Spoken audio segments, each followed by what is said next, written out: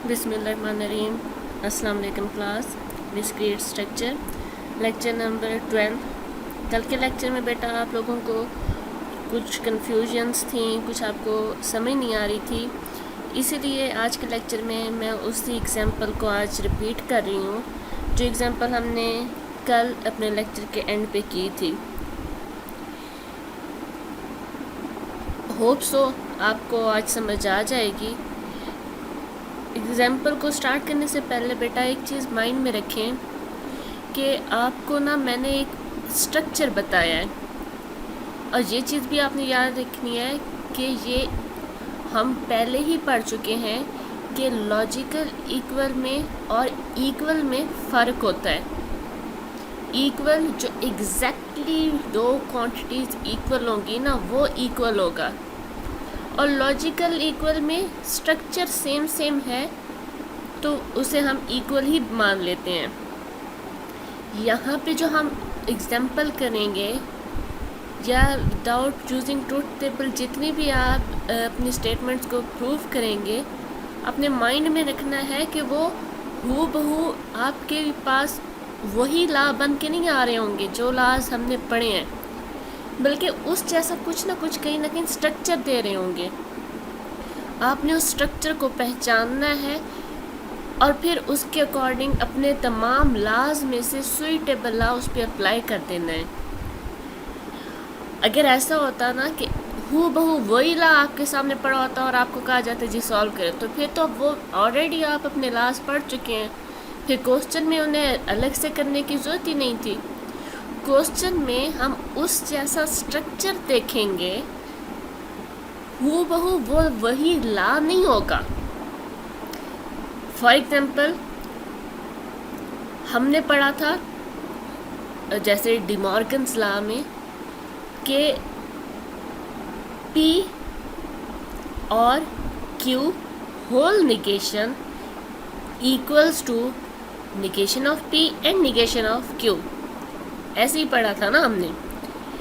अब in case आपको एक ऐसी स्टेटमेंट मिलती है जिसमें एक ब्रैकेट होती है, ब्रैकेट के स्टार्ट में निगेशन लगा हुआ है, ब्रैकेट के अंदर पहली वैल्यू पड़ी है निगेशन ऑफ Q, फिर एंड लगा हुआ है, अब फिर लगा हुआ है R। अच्छा, अब आप कंफ्यूज होकर अगर बैठ जाते हैं कि ऐसा तो मैंने कोई लॉ पढ़ा नहीं था, R वाला लॉ तो मैंने Q के साथ कोई पढ़ा नहीं था, अब मैं इसे सॉल्व कैसे करूं? फिर आप कहते हैं निगेशन ऑफ Q कहाँ से आ गया, वो तो हमने कहीं पे पढ़ा नहीं था। बेटा आपने ना स्ट्रक्चर देखना है। निगेशन ऑफ Q को आपने एक स्टेटमेंट लेना है, और साथ जो R पढ़े उसे आपने दूसरी स्टेटमेंट लेना है। तो स्टेटमेंट 1 और स्टेटमेंट 2 होल निगेशन। अब आप अपने लॉज में से ढूंढें, ऐसा कोई लॉ पढ़ा था? अब आप देखें डिमॉर्गन लॉ ऐसी नहीं है, उसमें भी हम स्टेटमेंट 1 और स्टेटमेंट 2 होल निगेशन नहीं लगाते, ऐसे ही है, वो सेम ऐसे ही है। सिर्फ हमारे पास डिफरेंस क्या आ रहा है? स्ट्रक्चर का। लॉजिकली दे आर इक्विवेलेंट, तो जब लॉजिकली दे आर इक्विवेलेंट तो इनकी दूसरी साइड्स भी इक्वल ही होंगी। जैसे उसमें हमारे पास डिमॉर्गन लॉ, जब उसकी नेक्स्ट साइड हम देखते हैं तो वो निगेशन जो ब्रैकेट के बाहर थी वो निगेशन अंदर आ जाती है और अंदर वाला साइन चेंज हो जाता है। तो यहाँ पे जो मैंने एग्जांपल आपको दी कि निगेशन ऑफ Q और R पे होल निगेशन है, तो वो होल निगेशन वाली मीन बाहर वाली निगेशन अब अंदर आ जाएगी। निगेशन ऑफ Q के साथ भी और R के साथ भी, निगेशन ऑफ Q के साथ डबल निगेशन हो जाएगी। डबल निगेशन क्यों होगी? क्योंकि पहले भी एक निगेशन उसके साथ मौजूद थी और एक फार्मूले वाली निगेशन भी उसके साथ आ गई है। तो ये चीज़ें आपने माइंड में रखनी है कि आपका स्ट्रक्चर आपने उस पर ध्यान देना है और उसके अकॉर्डिंग आपने अपने फार्मूलाज को उसके ऊपर अप्लाई करना है। अब जैसे आपको, अब मैंने जैसे कल दिया तो आप लोगों के क्वेश्चन थे, मैम हमारे लास्ट तो और जैसे थे, मैम हमने वहाँ पे तो वैल्यूज़ के साथ निगेशन नहीं पड़ी थी, यहाँ पे तो P के साथ निगेशन है, लेकिन आपने डी मॉर्गन ऊपर अप्लाई कर दिया है। बेटा जैसे आपको सिखाया गया है ना, 2 + 5 प्लस आ रहा है, 2 वैल्यूज़ हैं, आपने ऐड कर देना है। क्या आपको बचपन में तमाम वैल्यूज़ का बताया गया था कि 1 + 2 होगा तो 3 होगा, 1 + 3 होगा तो 4 होगा, 1 + 5 होगा तो 6 होगा? नहीं ना, आपको 3-4 एग्जांपल्स दी गई थी, उसके अकॉर्डिंग आपको समझ आ गया था 2 स्टेटमेंट होंगे, दरमियान में प्लस होगा, उसके अकॉर्डिंग आपने इसे सॉल्व कर देना है। ऐसा तो नहीं है आपको मैम ने अगर फॉर एग्ज़ाम्पल 1 क्लास में 1 + 7 पढ़ाया था और आपसे जब पूछा था 2 + 9 क्या होते, तो आपने कहा था मैम आपने तो 1 + 7 पढ़ाया था, तो 2 + 9 मैं कैसे बताऊँ, 2 + 9 कैसे आ गया है, अभी तक तो 1 + 7 हम पढ़ रहे थे। ऐसा तो नहीं है ना, आपको एक स्ट्रक्चर बता दिया गया था कि इस तरह से होता है, ऐसे स्टेटमेंट होती है, तो उसके अकॉर्डिंग हम पढ़ते हैं, उसके अकॉर्डिंग हम फंक्शन अप्लाई करते हैं। तो यही चीज़ आपने माइंड में अभी भी रखनी है।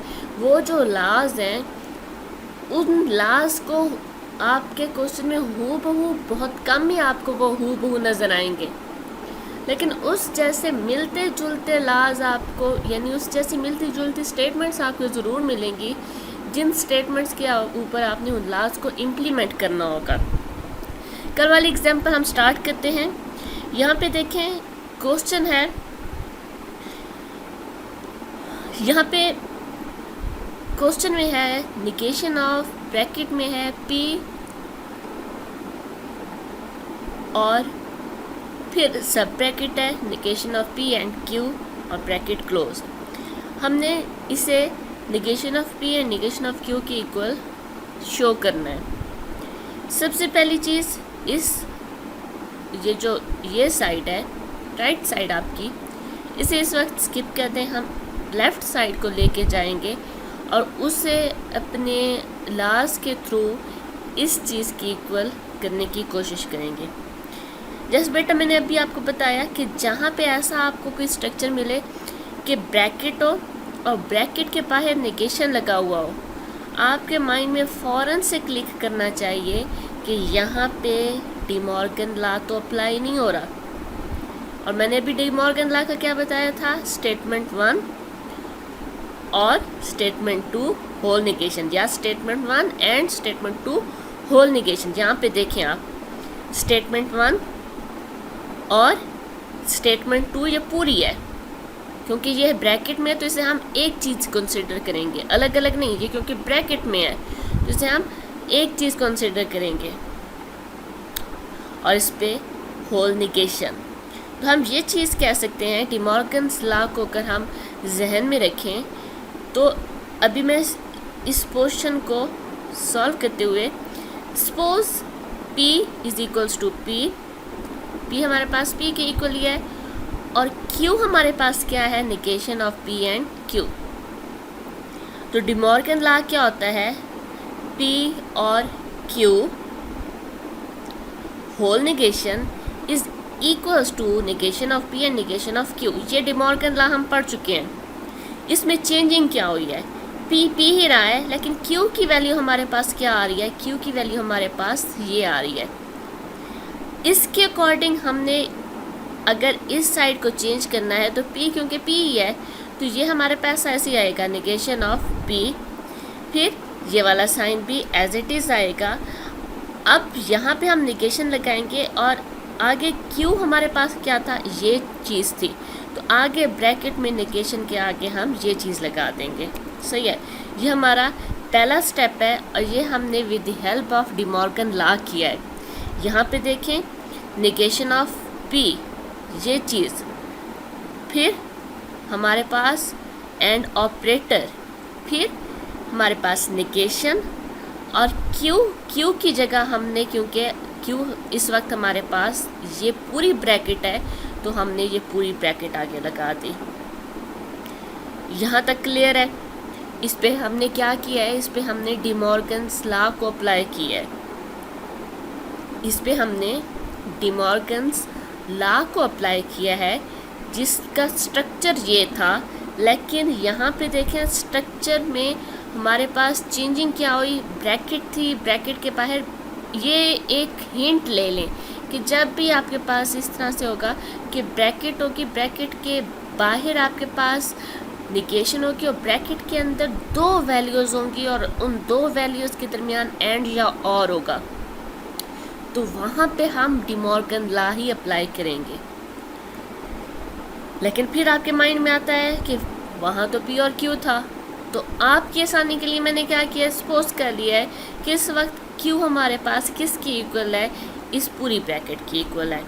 तो अब हम अगर यहाँ पे लगाएं तो पी यहाँ पे और क्यू की वैल्यू हमारे पास क्या है, क्यू की वैल्यू ये है। यहाँ पे हमने अपने इस फार्मूले को इसके अकॉर्डिंग चेंज कर दिया है। अच्छा, अब आप इस स्टेटमेंट पे नज़र रखें और आप सोचें क्या यहाँ पे आप कोई और फार्मूला अप्लाई हो सकता है। थोड़ी देर देख के सोचें, आपके माइंड में कोई आ रहा है। मुझे उम्मीद है आपके माइंड में यही चीज़ आ रही होगी कि मैंने अभी एक हिंट दी है कि जब ब्रैकेट हो, ब्रैकेट के बाहर निगेशन हो और ब्रैकेट के अंदर स्टेटमेंट 1 स्टेटमेंट 2 और दरमियान में एंड या और हो। यहाँ पे देखें वो मेरी सारी की सारी रिक्वायरमेंट्स इसके ऊपर पूरी हो रही हैं। ब्रैकेट है, ब्रैकेट के बाहर निगेशन है, ब्रैकेट के अंदर दो स्टेटमेंट्स हैं और दरमियान में एंड है। तो यानी कि यहाँ पे हम फिर से कौन सा लॉ अप्लाई कर सकते हैं, डिमॉर्गन लॉ अप्लाई कर सकते हैं। अब डिमॉर्गन लॉ में स्टेटमेंट 1 हमारे पास क्या है, पी नहीं है। हमने जो डिमॉर्गन लॉ पढ़ा था उसमें हमने पढ़ा था कि पी एंड क्यू होगा, लेकिन यहाँ पे अब पी नहीं है। यहाँ पे हम पी किसकी इक्वल लेंगे, निगेशन ऑफ पी की इक्वल लेंगे और क्यू हमारे पास क्यू के इक्वल ही आ रहा है। सही है। डिमॉर्गन लॉ को जहन में रखते हुए आपने क्या करना है, स्टेटमेंट 1 यानी पी को किसकी इक्वल किया, निगेशन ऑफ पी के, और क्यू यहाँ पे भी क्यू है तो क्यू ही आएगा। यहाँ पे आपके पास उसके negation of P and Q पे होल निगेशन आ रही है, यानी कि हमारे पास निगेशन पी एंड क्यू, और यहाँ पे हमारे पास पी की वैल्यू क्या आएगी, यहाँ पे हमारे पास पी की वैल्यू निगेशन ऑफ पी है। यहाँ पे साइन हम और का नहीं एंड का यूज़ कर रहे हैं, यहाँ पे एंड आएगा तो यहाँ पे एंड नहीं यहाँ पे और आएगा। सही है। अब इसके अकॉर्डिंग फिर से हमने डिमॉर्गन लॉ को अप्लाई किया। यहाँ पे देखें डिमॉर्गन लॉ में हमारे पास निगेशन दोनों स्टेटमेंट्स पे चली जाती है। अंदर स्टेटमेंट पे पहले से भी निगेशन थी, निगेशन ऑफ पी पहले से भी था, और एक निगेशन बाहर वाली भी इसके साथ गई तो ये निगेशन ऑफ पी बन गया। ये वाला साइन हमारे पास चेंज हो गया और ये वाली निगेशन क्यू के साथ आई तो ये निगेशन ऑफ क्यू बन गया। यहाँ पे हमने फिर से वही डिमॉर्गन लॉ ही इम्प्लीमेंट किया है, तो साथ में हम मेंशन भी कर देंगे कि ये with the help of De Morgan law हमने इसे यहाँ पे सॉल्व किया है। बेटे जैसे मैंने आपको भी बताया है कि ये हमारे पास निगेशन इसके साथ और यही निगेशन इसके साथ आएगी, इसकी अपनी भी एक निगेशन थी। यहाँ पे अब आपने फिर से नहीं कहना मैम हमने जो डिमॉर्गन लॉ पढ़ा था उसमें पी के साथ निगेशन नहीं थी तो यहाँ पे कैसे आई। बेटा मैंने आपको भी बताया है कि ये स्टेटमेंट 1 है, इसके साथ निगेशन हो सकती है, इसके साथ निगेशन हो सकती है, ये पूरी की पूरी एक ब्रैकेट भी हो सकती है। जैसे यहाँ पे हमने देखा था सिर्फ मकसद क्या है, दो स्टेटमेंट्स हों, वो दो स्टेटमेंट्स किसी भी तरह की हो सकती हैं। यहाँ पे निगेशन ऑफ आर भी हो सकता था, यहाँ पे आर हो सकता था, यहाँ पे negation of P and P भी हो सकता था। Negation of P and P भी दो अलग अलग स्टेटमेंट्स हैं। तो लेकिन क्योंकि रिक्वायरमेंट पूरी थी, दो स्टेटमेंट्स थी, दरमियान में एंड या और का साइन था और बाहर निगेशन थी, तो हमने उसके अकॉर्डिंग अपने डिमॉर्गन लॉ को मोल्ड करके उसके ऊपर इम्प्लीमेंट कर दिया है। अब हमारे पास ये स्टेटमेंट बन चुकी है। अब हम फिर से देखेंगे कि क्या इस स्टेटमेंट पे हम कोई और लॉ अपना इम्प्लीमेंट कर सकते हैं। तो बेटा माइंड में रखें अपने उन तमाम लॉज को जो हम कर चुके हैं, और वो उनमें देखें हमने एक डबल निगेशन लॉ पढ़ा था कि जब हम किसी वैल्यू को एक बार निगेट करते हैं, for example I am fine, इसे निगेट करें आई एम नॉट फाइन, इसे फिर से निगेट करें आई एम फाइन, फिर वापस से वो दोबारा से उसी ओरिजिनल स्टेटमेंट पे आया ना जब हमने उसे निगेट किया तो यहाँ पे भी देखें P के ऊपर डबल निगेशन है, क्या इसे हम इक्वल्स टू P नहीं लिख सकते? लिख सकते हैं। तो यहाँ पे हमने क्या किया, निगेशन ऑफ P पे, क्योंकि फिर से निगेशन थी इसलिए हमने यहाँ पे इक्वल्स टू P कर दिया। निगेशन ऑफ P, ये P नहीं आएगा, negation of P equals to P।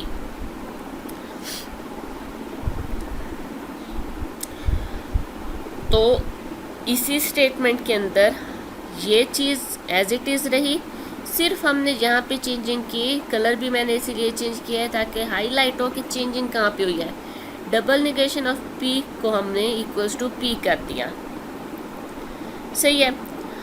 अच्छा, अब आपने फिर से देखना है कि ऐसा कौन सा लॉ है जो हम अब यहाँ पे इम्प्लीमेंट कर सकते हैं। अपने तमाम लॉज में जाके देखें कि कोई ऐसा लॉ जिसमें 3 वेरिएबल्स हों, P, Q, R, 3 वेरिएबल्स हों, 2 वेरिएबल्स ब्रैकेट में हों, 1 वेरिएबल आपका ब्रैकेट के बाहर हो, और एक और चीज़, ब्रैकेट के बाहर और ब्रैकेट के अंदर डिफरेंट साइंस हो। यानी अगर ब्रैकेट के बाहर एंड है तो अंदर और हो, बाहर और है तो अंदर एंड हो। ऐसा कोई लॉज अपने सामने रखें, वहाँ से देखें। 3 वेरिएबल्स होने चाहिए।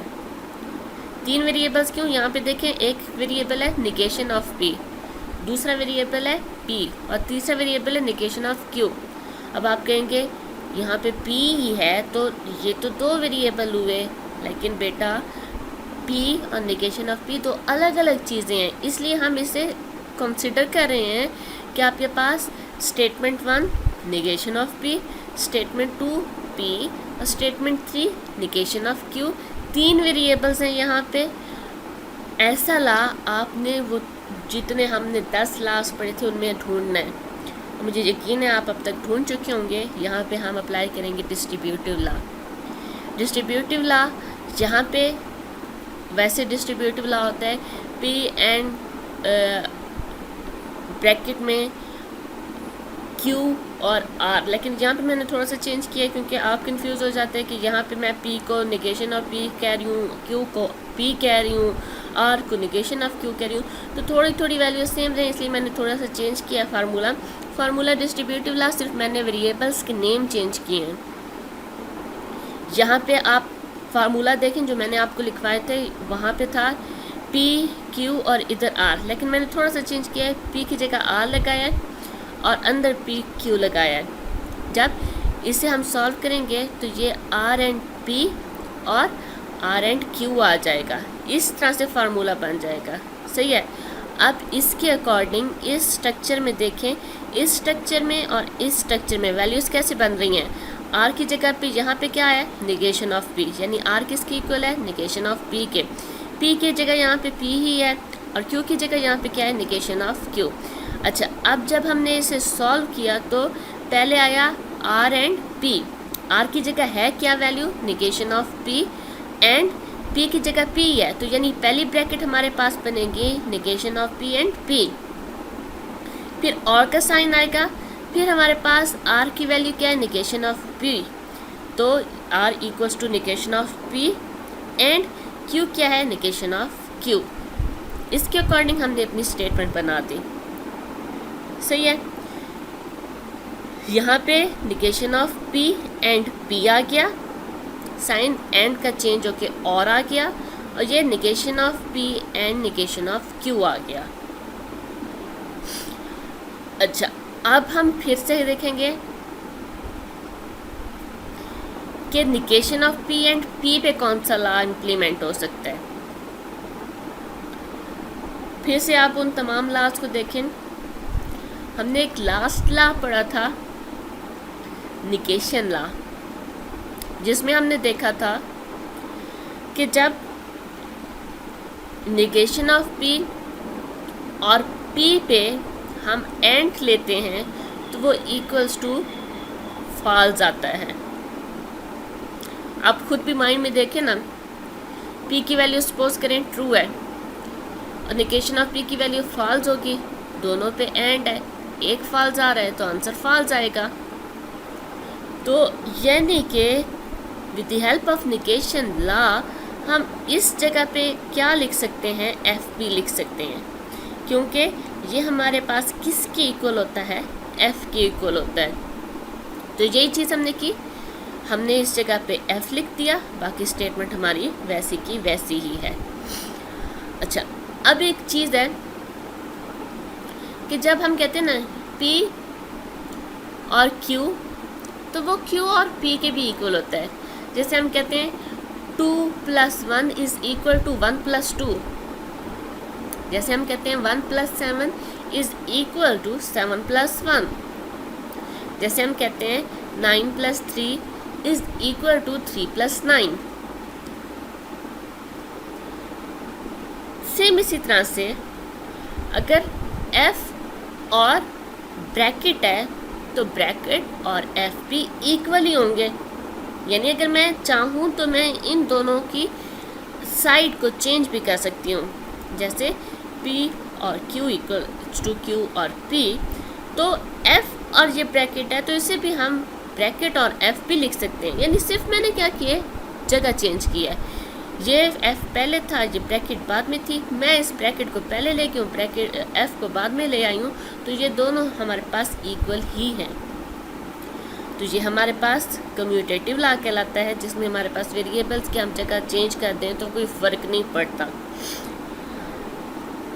अब हमारे पास आ जाता है आइडेंटिटी लॉ। आइडेंटिटी लॉ को देखें, when we take or operation with F it is equal to itself. जब भी हम किसी चीज़ का F के साथ और ऑपरेशन या डिस्जंक्शन लेंगे तो वो जो वैल्यू थी उसी वैल्यू के इक्वल ही हमारे पास आंसर आ जाएगा। सही है, हमने ये लॉ भी पढ़ा है, आइडेंटिटी लॉ, जिसमें हम कहते हैं P और F।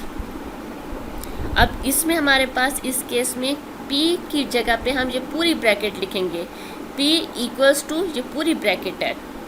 सही है, तो इस ब्रैकेट को जब हम F के साथ इसका और लेंगे तो हमारे पास F इसके अंदर डिज़ोल्व हो जाएगा और ये चीज़ एज इट इज़ आएगी। इसमें मैंने एक और एग्जांपल भी दिया है। हम नॉर्मली ना इस और को प्लस कंसिडर करते हैं, और मैंने P की जगह पे वैल्यू पुट कर दी, फॉर एग्जांपल 7। जब हम 7 के अंदर, और एक और चीज़ भी याद रखनी है, ये जो ट्रू होता है इसकी बाइनरी वैल्यू क्या होती है, 1, और ये जो फॉल्स होते हैं इसकी बाइनरी वैल्यू होती है 0। यानी हम क्या करना चाह रहे हैं, 7 हमारी स्टेटमेंट थी, और को हम प्लस लिख रहे हैं और F को हम 0 लिख रहे हैं। अब देखें 7 में अगर हम 0 प्लस करें तो क्या आंसर आएगा, 7 ही आएगा ना, 0 उसके अंदर डिज़ोल्व हो जाएगा। तो यही चीज़ है कि जब हम ब्रैकेट के साथ F का और लेंगे तो F उसमें डिज़ोल्व होके ये ब्रैकेट ही इसका आंसर बन जाएगा। तो हमारे पास इसका आंसर आ गया negation of P and negation of Q, और यही हम इसके इक्वल्स प्रूव करना चाहते थे। हमने इसमें कुछ लॉज को यूज़ किया, जिसमें हमने De Morgan law, double negation law, distributive law, negation law, commutative law और आइडेंटिटी लॉ को यूज़ करते हुए हमने एट द एंड प्रूव किया कि ये हमारे पास किसके इक्वल है। आप जब सॉल्व करेंगे तो मैंने आपको समझाने के लिए ये दरमियान में ना ये लाइन लिखी हुई हैं, आपने ये नहीं लिखनी, आपने सिर्फ वो वाली लाइंस लिखनी हैं जिनके स्टार्ट में ये इक्वलेंस का साइन मौजूद है, क्योंकि आप एग्जामिनर को समझा नहीं रहे, आप सिर्फ क्वेश्चन सॉल्व कर रहे हैं। तो आपने इसमें से ये सपोज वाली, बिकॉज वाली, ये वाली लाइनें स्किप करके सिर्फ लॉजिकल इक्वलेंस जिसके स्टार्ट में इक्वल का साइन आ रहा है उन्हें यूज़ करते हुए अपनी एग्जाम्पल को सॉल्व करना है।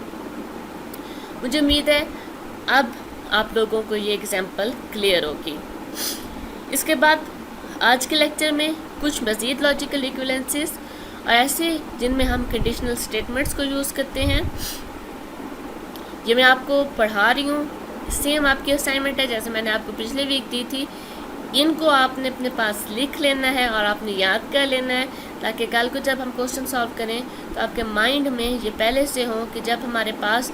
और अब आपने एक और चीज़ करनी है, ये पी क्यू का मतलब ये नहीं कि ये पी क्यू हमेशा पी क्यू ही रहेंगे। पी का मतलब है statement 1 implies statement 2 equals to negation of statement 1 और स्टेटमेंट क्यू। ये पी क्यू की वैल्यूज़ चेंज हो सकती हैं, इन पी क्यू की जगह पे स्ट्रक्चर चेंज होके आ सकता है। आपने माइंड में रखना है कि जब भी स्टेटमेंट 1 पे इम्प्लाइज करते हैं स्टेटमेंट 2 तो उसके अकॉर्डिंग किस तरह से होता है। फिर P implies Q logically equivalent to negation of P, sorry negation of Q implies negation of P. P or Q is logically equivalent to negation of P implies Q. P and Q is logically equivalent to negation of P implies negation of Q. Negation of P implies Q is logically equivalent to P and negation of Q. P implies Q and P implies R is equals to P implies Q and R. अब यहाँ पे simply देखें, अगर हम जैसे math में करते हैं, यहाँ पे भी P इम्प्लाइज था, यहाँ पे P इम्प्लाइज था, हमने P इम्प्लाइज को कॉमन ले लिया और ब्रैकेट में हमारे पास Q एंड R आ गया। इस तरह से आप अपनी लॉजिक्स खुद से इन पे डेवलप करके उसके अकॉर्डिंग अपने फार्मूलाज को आपने याद रखना है कि ये फार्मूला इस तरह से बन रहा है, ये फार्मूला इस तरह से बन रहा है, ये अपने माइंड में रखना है। और इसमें ये चीज़ जो पहले वाले है ये हम मोस्टली यूज़ भी करते हैं, तो ये आपने रट लेना है, ठीक है। P implies R and P implies Q। अब ये हमारे पास देखें इन दोनों में इम्प्लाइज R आ रहा है, इम्प्लाइज R को बाहर कॉमन ले लिया और अंदर हमारे पास P और Q बच गया। P इम्प्लाइज Q और P इम्प्लाइज R, इसमें भी हमारे पास सेम वही चीज़ है, P इम्प्लाइज आ रहा है, P इम्प्लाइज को हमने कॉमन ले लिया और अंदर आपके पास क्या आ जाएगा, Q और R आ जाएगा। P implies R V Q implies R, इसमें हमने R को लिया। यहाँ पे आपने एक चीज़ नोट करनी है कि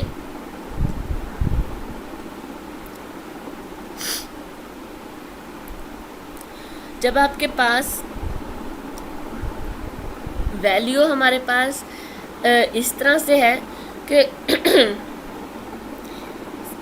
हमारी स्टार्ट की वैल्यू दोनों में सेम आ रही है, जैसे यहाँ पे P और यहाँ पे P स्टार्ट में सेम आ रहा है तो साइन चेंज नहीं हो रहा।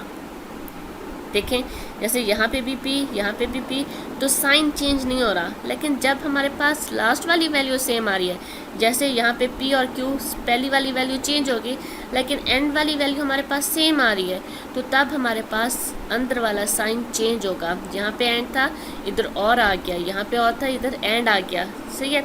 बल्कि इतनी आपके पास काफ़ी हैं, आपने ये जितनी भी हैं मेरे ख्याल में 8-9 हैं, ये आपने नेक्स्ट वीक तक माइंड में रखनी है। फिर इसके अकॉर्डिंग हम इंशाल्लाह नेक्स्ट वीक में एक एग्जाम्पल करेंगे, ठीक है। मुझे उम्मीद है आप लोगों को अब क्लियर होगा। अभी भी कोई कन्फ्यूजन है तो आपके पास टाइम है, आप मुझसे भी डिस्कस कर सकते हैं। ओके क्लास, अल्लाह हाफ़िज़।